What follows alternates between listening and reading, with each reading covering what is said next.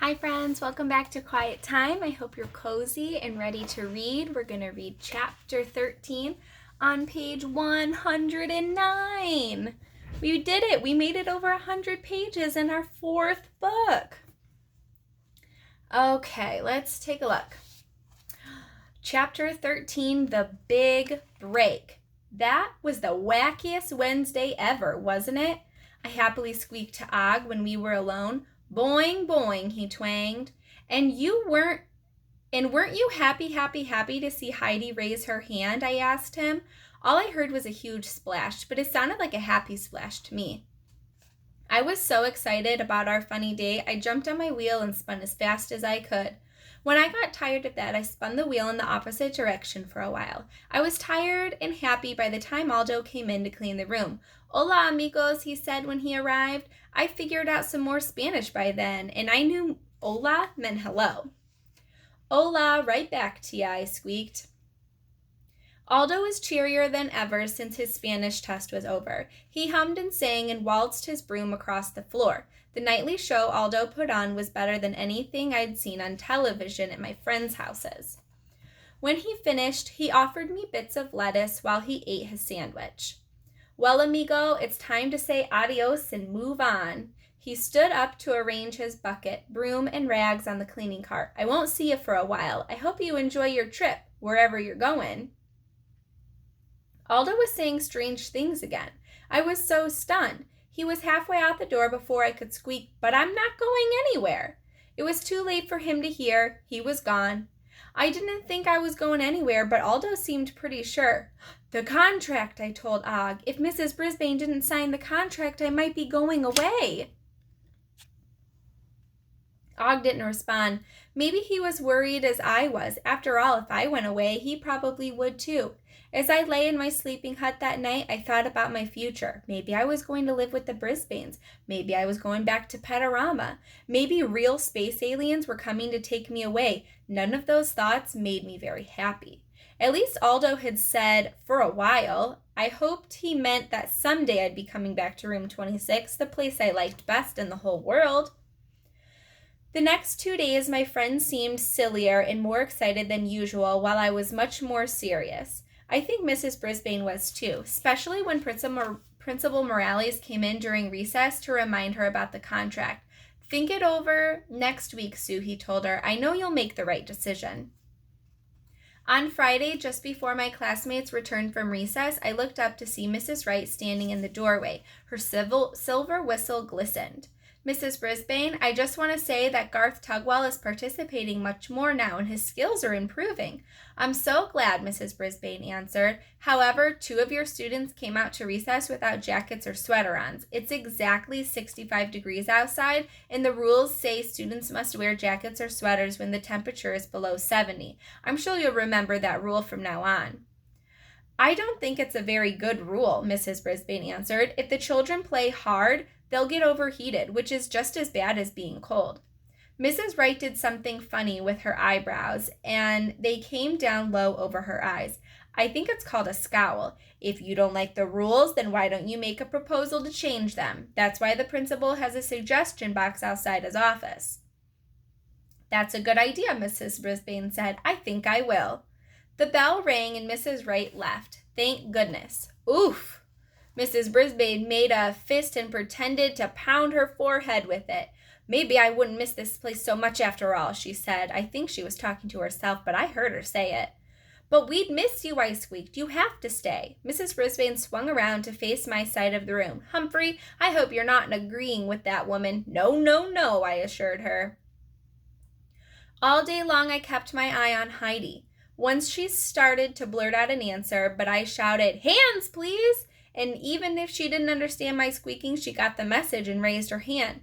When the day was almost over, Mrs. Brisbane asked my friends to clean up their tables and the area around them. We'll be gone for a week for spring break, she said. We want to come back to a nice room. Spring break? Was something going to be broken?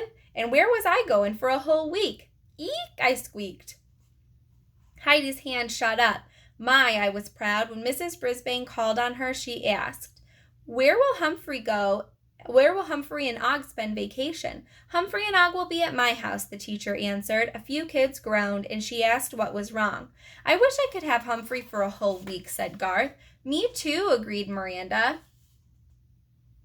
Knowing that Sweetums could get in Garth's backyard and knowing that Miranda has a dangerous dog, Clem, living in her house made me very, very glad I was going home with Mrs. Brisbane.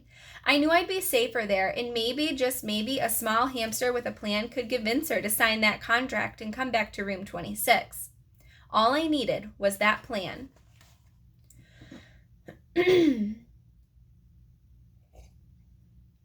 Sorry, friends, I'm reading a lot of chapters today, and that frog in my throat is getting scratchy. Bert, are you here? Mrs. Brisbane opened the front door of the house. Bert didn't seem to be around. I'll bet he's in the garage, she said. She put my cage on the living room table. I better bring Og in. It was nice to be back in the Brisbanes' house. Next to my cage was a vase of pink and white flowers. Mrs. Brisbane always had flowers in her house, real ones. Soon Og's tank was next to me on the table. Nice to be back, hey, Augie? I asked my companion. Boing, he twanged. I do like visiting the Brisbanes, I really do, but the thought of never seeing my friends in room 26 was still a worry. If Mrs. Brisbane didn't sign that contract, Mrs. Brisbane left again, and when she returned, her husband came in his wheelchair behind her. A smile now replaced the grumpy old frown he had the first time I saw him. My two favorite buddies, he exclaimed when he saw us. I've missed you. You spend so much time in the garage, you wouldn't even know if they were here or not, Mrs. Brisbane said in a teasing way. I used to spend my time cooped up in an office. I love having a whole garage all to myself, he said. I'll have to show you my latest creation, a 3-story birdhouse. Mr. Brisbane liked to make things.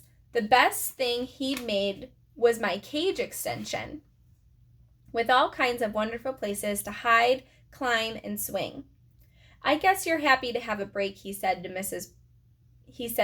Brisbane. Yes, I am, she said, especially after today. Ruth Wright complained that I let some children go out without sweaters when it was 65 degrees instead of 70.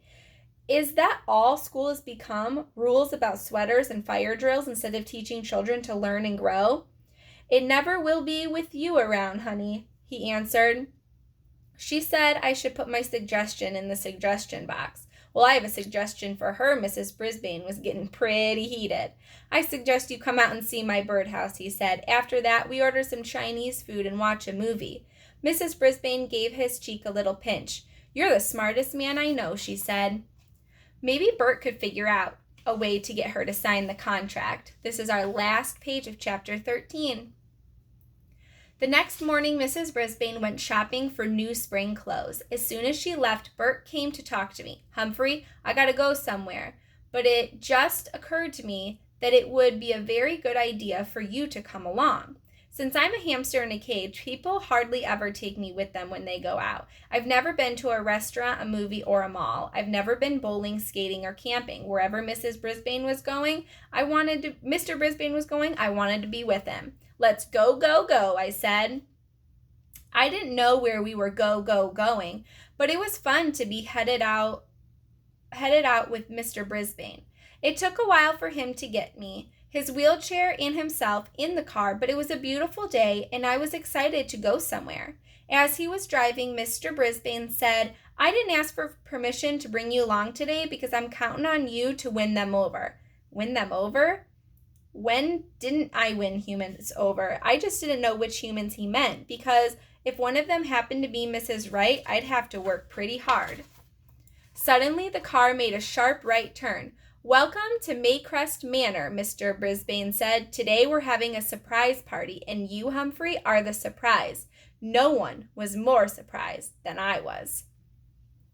The definition at the end of this chapter is break. Another good/bad thing. If you break your arm or a vase, it's a bad thing. But a break in school is like a vacation. And vacations are definitely good things. Just like the little summer vacation we're taking from our school. All right, Humphrey's Dictionary of Wonderful Words. Tomorrow, or in our next video, we are going to read chapter 14 on page 117. Wow, you guys are awesome. Have a good rest. I love you. Good night.